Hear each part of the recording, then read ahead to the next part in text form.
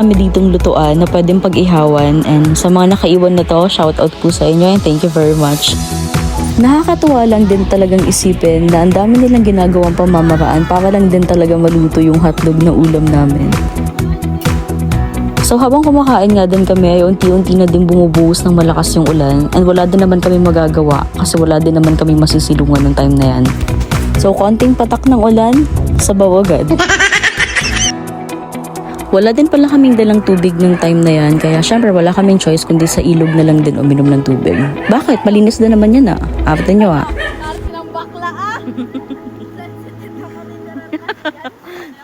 Noong mga oras nga pala na to ay gusto nilang gawin yung fire walk gamit yung lubid na yan or yung bagging na yan, pero syempre dahil shy type sila, wag na lang. So masasabi ko talaga na nakapag-enjoy kami ng time na yan dahil hindi lang kami nakapag-relax kundi na-survive din namin yung mga bagay na dapat namin i-survive. So ng mga oras na to ay napag-desisyonan na namin na umuwi dahil syempre babiyahe pa kami ulit ng around 30 to 40 minutes para makabalik din ng Kahijokan. So ayun lang. Thank you for watching. Kindly follow, like, and share. Paalam!